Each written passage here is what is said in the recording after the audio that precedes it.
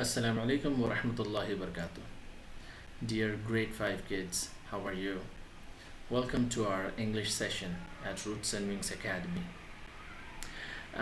This is a very important memory based lesson, what we carry in ourselves. We have good memories, we have bad memories. Don't worry, we are not going to talk about any bad memory as of now. Um, we have a mode of retaining memory these days, a photograph. So, this lesson takes us to family photos. Have you ever seen old photographs of your family, especially your parents and your grandparents? How are they different from the photographs you see now? I want you to take out or ask your grandparents for a photo and paste in this box here. Paste in old photographs of your paste an old photograph of your grandparents in the box here. And notice, observe very carefully the differences in their clothes, the background of the picture, and the picture quality. These days when you use mobiles, you talk a lot about HD quality, high definition picture, and all that. So, let's get started with the photograph. Let us read this story about how a young boy who comes across a wonderful memory in the form of a photograph in their house.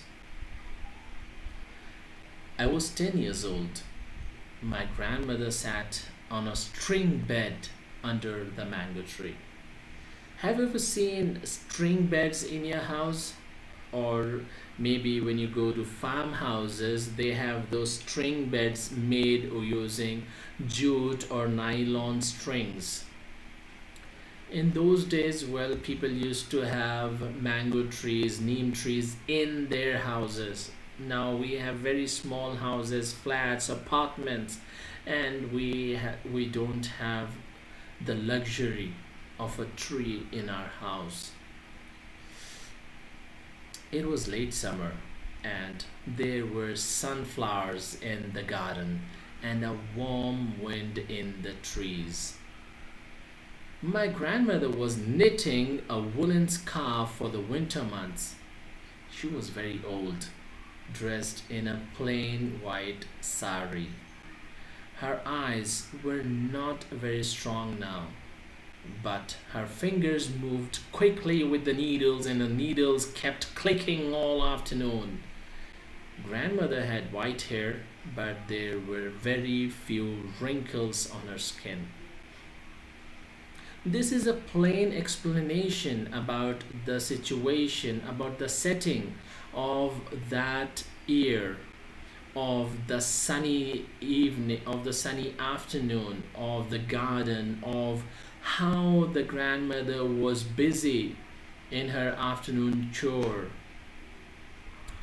Uh, Although her grandmother was old, she had white hair, but wrinkles on the face, wrinkles on the skin were very few.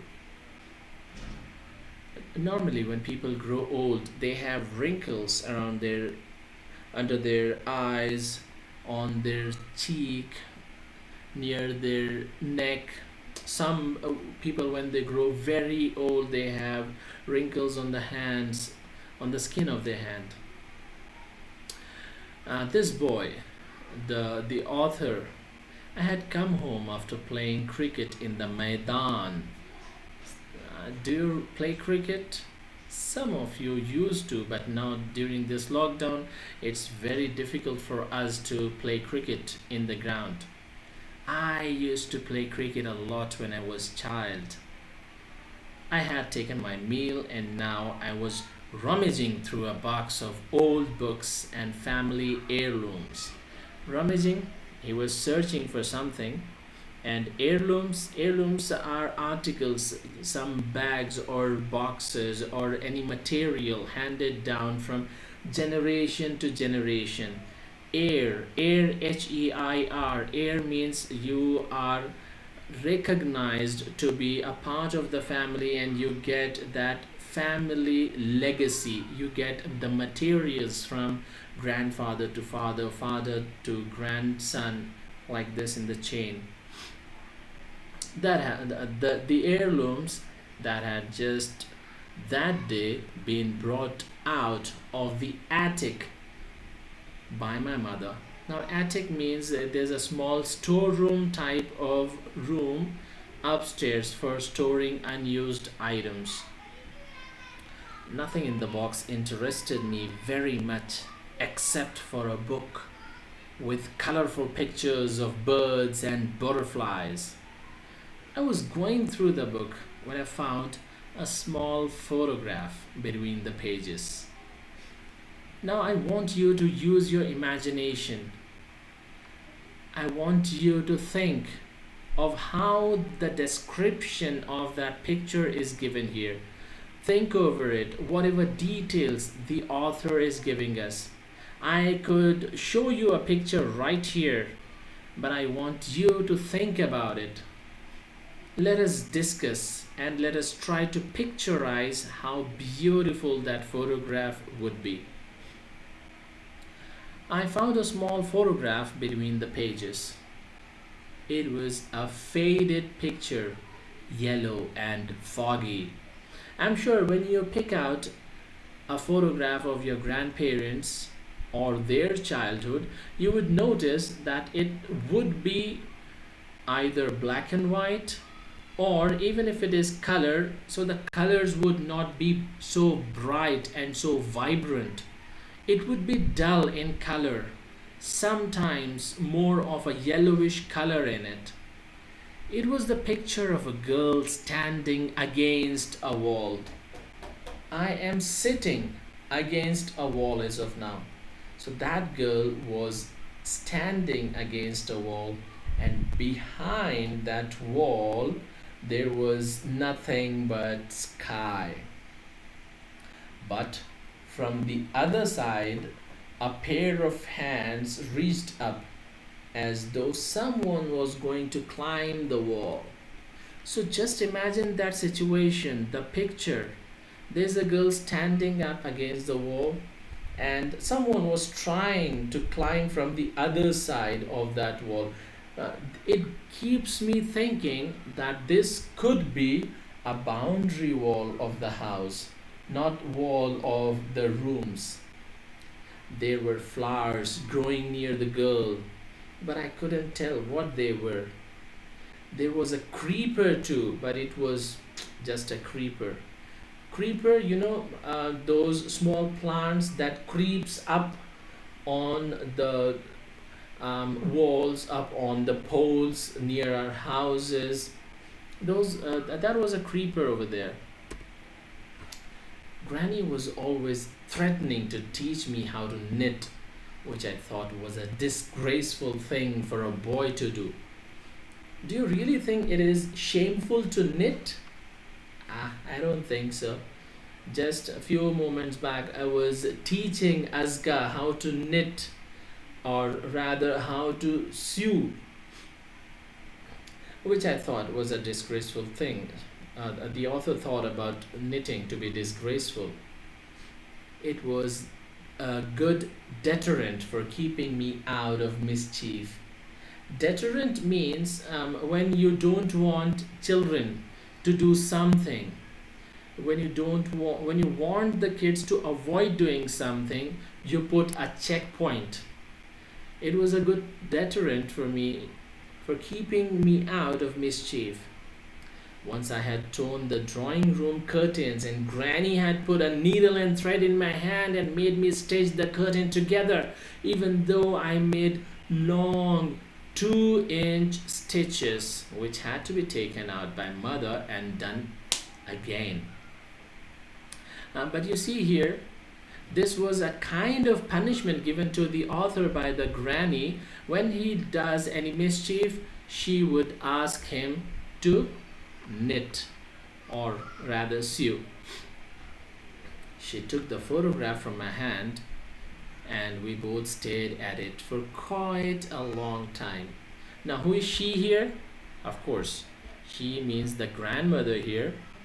Uh, she was sitting under the neem tree. Was it neem tree? No, it was the mango tree. The girl had long, loose hair, and she wore a dress that nearly covered her ankles, like it was a very long dress, and sleeves that reached her wrists, and there were a lot of bangles on her hands. But despite all this drapery, the girl appeared to be full of freedom and movement. Despite means in spite of. So, in spite of all the covering, all the old fashioned dress that she was wearing, old fashioned for the author, okay, not for us, because she was wearing a very beautiful and it covered her beauty all over. So, it was a very nice dress that she was wearing. The girl appeared to be full of freedom and movement. I must tell you here that when our women, our mother, our sister, our relatives, when they wear burqa or when they wear veil on their head, it has got nothing to do with freedom. It has nothing to do with binding them. In fact, the freedom is in the mind. The freedom is in the logic, the science, the education that you carry, the wants that you want to do. The freedom is about stopping from anything unlawful. So, this is a very important lesson for everyone. Clothes never stop you. Veil never stop you from doing the right things, from doing good things. She stood with her legs apart and her hands on her hips and had a wide, almost devilish smile on her face. Devilish, the author thinks that she looked like a devil. Like some grin on her face. So the author asked, "Whose picture is it, Grandma?" "A little girl's, of course. Can't you see?" Grandma told. "Yes, but did you know the girl?" "Yes, I knew her. But she was a very wicked girl, and I shouldn't tell you about her." Granny is warning the kid about that girl who was wicked. Wicked means not a good person. But I'll tell you about the photograph. It was taken in your grandfather's house about 60 years ago. Oh my god. This photograph that the author had was almost taken 60 years back. And that's the garden wall, and over the wall there's a road going to the town. See, I told you the wall which she was standing against was the compound, the garden wall. And the boy asked again, "Whose hands are they?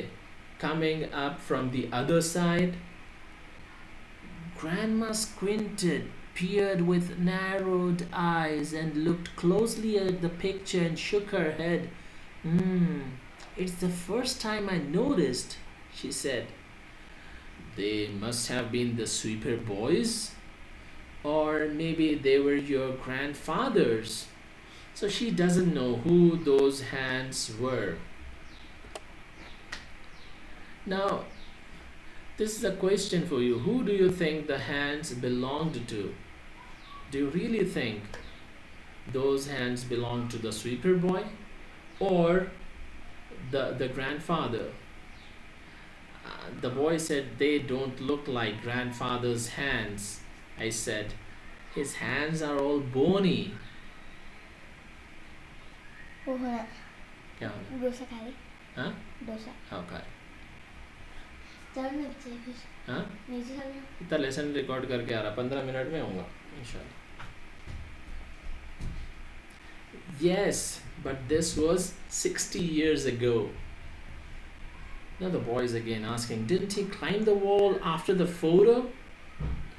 No, nobody climbed up. At least I don't remember. And you remember well, Granny. Yes, I remember.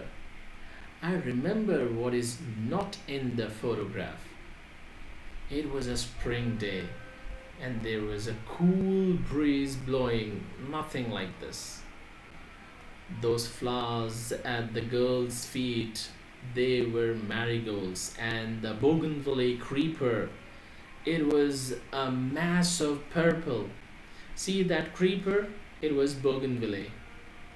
You cannot see these colors in the photo, and even if you could, as nowadays, you wouldn't be able to smell the flowers or feel the breeze. It is a very important point that the grandma is making. I had to stop as it was called for prayer going on.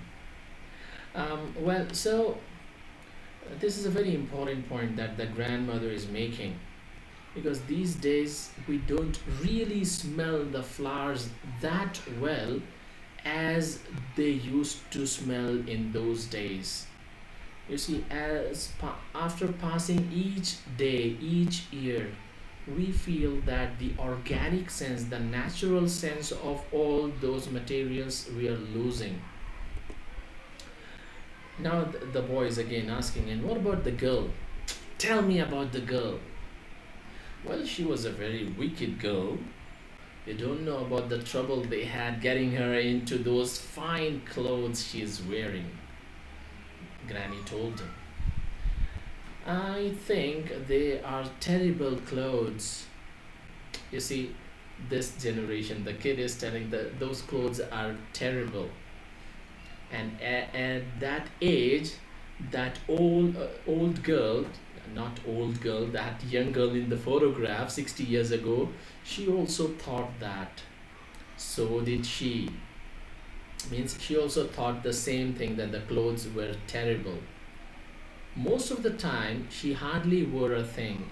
She used to go swimming in a muddy pool with a lot of ruffianly boys and ride on the backs of buffaloes. So her friends were normally boys who were rough and violent. But you see, no boy ever teased her because she could kick and scratch and pull his hair out. She looks like it too. You can tell by the way she is smiling. At any moment, something's gonna happen, the boy told. And something really happened. Something did happen, said Granny. Her mother wouldn't let her take off the clothes afterwards, so she went swimming in them and lay for half an hour in the mud. I laughed heartily, and grandmother laughed too. Who was the girl? I said. The boy is again asking, you must tell me who she was. Grandmother told no, that wouldn't do. I pretended I didn't know, but I knew because grandmother still smiled in the same way even though she didn't have as many teeth. So, who do you think that girl could be? Look at this beautiful picture of the grandmother and the grandson. Now, how do we know that the girl in the photograph was naughty? Can you tell me the reasons about how she was naughty? Now the boy is again insisting, come on, Granny, tell me who that girl is. But grandmother shook her head and carried on with the knitting. And I held the photograph in my hand, looking from it to my grandmother and back again, trying to find points in common between the old lady and the little pigtailed girl. A lemon colored butterfly settled on the end of grandmother's knitting needle and stayed there while the needles clicked away. I made a grab at the butterfly and it flew off in a dipping flight and settled on a sunflower. I wonder whose hands they were, whispered grandmother to herself, with her head bowed and her needles clicking away in the soft, warm silence of that summer afternoon. So, this is a beautiful narration of a very small incident that took place with the author when he was 10 years old. The author is Ruskin Bond, and I can tell you this raw author has many short stories to his name, many novels to his name, and he used to write. I mean, when we were small, when we were in our school, we read this man's stories as students. The photograph. I was 10 years old. It was late summer, and my grandmother sat on a string bed in the garden under the mango tree.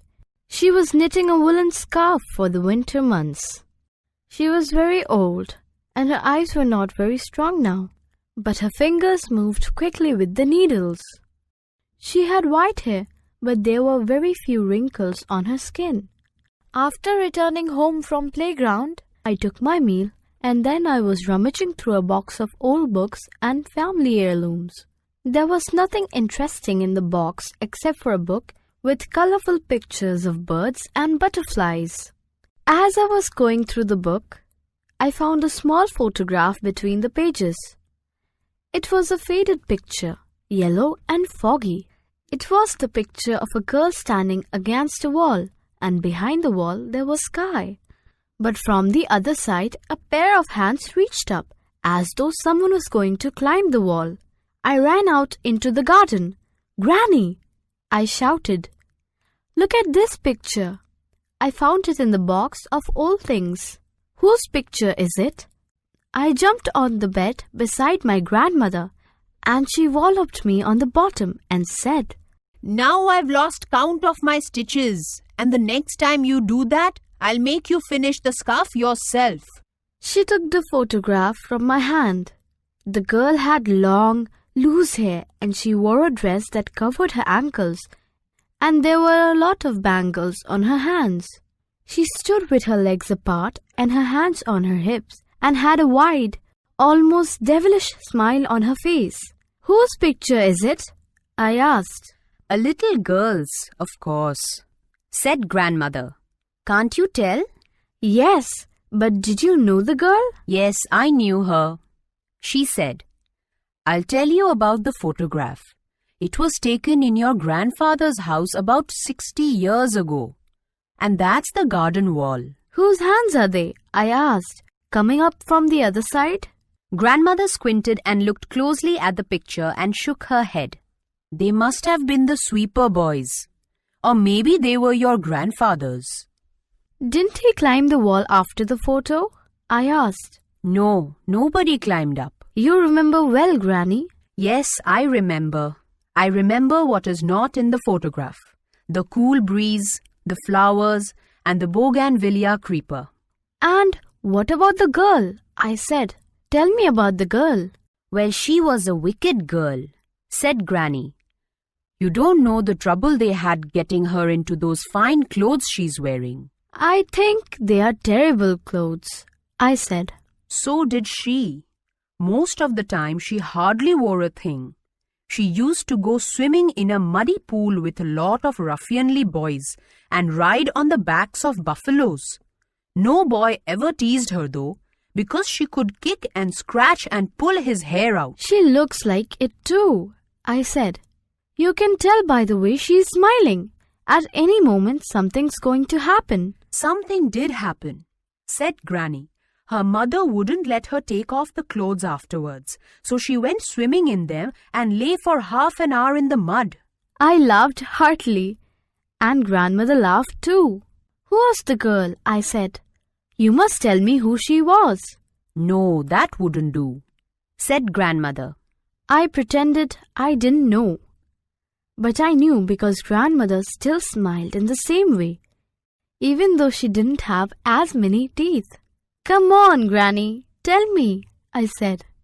But grandmother shook her head and carried on with the knitting. And I held the photograph in my hand and trying to find points in common between the old lady and the little pigtailed girl. I wonder whose hands they were, whispered grandmother to herself, with her head bowed and her needles clicking away in the soft summer afternoon. Now let's see if you have understood this lesson. Come on, can you describe the narrator's grandmother? Come on, tell me. No, don't tell me here. Write it down and share your answers with me. The narrator found something that fascinated him. What was that? And one more question, where did he find that? Please explain. What deterrent was his grandmother always threatening to use? Deterrent, remember? The thing what we try to use to avoid the small kids from doing. Can you describe the girl in the picture? What was grandmother's reaction to the photograph? And what did grandmother remember which was not in the photograph? Finally, tell me, why did grandmother consider the clothes the girl was wearing terrible? Come on, you can tell me. And you have to answer these questions with reference to the context of the lesson, context of the story. First one, look at this picture. I found it in the box of old things. Now, who told this? And who is he talking to? Where had the box of old things been found? Do you remember where he got that box from? And who was the picture of? Describe that person. So this whole story is about the photograph. Now you need to tell me who that picture was of. But she was a very wicked girl. Who told this? Who do you think the girl was? Who is speaking? Where and when was the photograph taken? Was photograph taken recently or long years back? What was strange about the hands? Do you remember there were two hands in the photograph? Like someone was, I'll not tell you the answer. You have to remember that. I wonder whose hands they were. Now, who is the speaker and who is being spoken to? And what was the speaker doing at this time? Which insect interrupted this peaceful moment and how? You remember that insect, don't you? Now here there are phrases to be explained. Phrases. Now here you need to understand what a phrase is. Phrase is two or more words which has incomplete meaning. Like in the hall, on the table, family heirlooms. These are certain phrases, two or more words. When you hear that, you understand some of the meaning, but you don't understand complete meaning of that sentence. A group of words which makes complete sense is a sentence. For example, here, I wonder whose hands they were. Who was the speaker? A question or a sentence, they have complete sense. Phrase do not have complete sense. Phrase do not have complete meaning. It has incomplete meaning. It has some meaning though. Yellow and foggy. When we understand this, we can recall what it is talking about. It has some meaning to it. A good deterrent, devilish smile. You have to explain these terms. Now let us think a little. Why do you think grandmother did not acknowledge herself as the young girl? Now we know that the photograph was of the grandmother. But why didn't she tell the author about it? Why didn't she accept that it was her in the picture? Now the second thing is there's a mystery about the hands. Whose do you think they were? Was it the sweeper boy? Was it the grandfather? Or was it someone else? Why had the origin been forgotten? Why do you think the girl or grandmother don't does not remember it? The photograph is a key to the past. Elaborate. When we say photograph has some memories, can you elaborate on it? Can you think more and tell me the details? Now, when we talk about photograph, we talk about camera. So here the science, here the social science come into picture. Now here you have to go into history and dig out how and when the camera started functioning. Yeah, history of the camera. Do you know the cameras that we see today didn't always look the same? Now we don't even use good cameras, we use just a mobile and we click the photos. But we have some DSLR and professional cameras. There was a time when photographs were black and white and hazy. They were not clear. They were dull. Now we can see deep details into photographs. So how does a camera work? I want you to go through it, and your Friday activity will be you will make a pinhole camera like this. Pinhole camera are a very simple design, and you can make it using some box and a candle or some other light. I want you to try this at home this Friday and send us the video of how you made it and what you learned from it. There's one extension of vocabulary. Vocabulary means new words that you can use. And here in column A, there are some words that we don't use very much. Seldom means we don't use very much nowadays. And the substitute recently used words are given in column B. So I'll explain you these words directly. Icebox means refrigerator. People used to refrigerate in houses and take that ice box outside with some ice in it. Fudge. Fudge means to evade, to avoid something. Bunkum. Bunkum means some nonsense that you're talking. Lettered, of course, it means educated. And bijou, this word, it's not bijouks, it's bijou. And not Jew, it's bijou, bijou. Of course, that means some jewel or jewelry. Look at these pictures.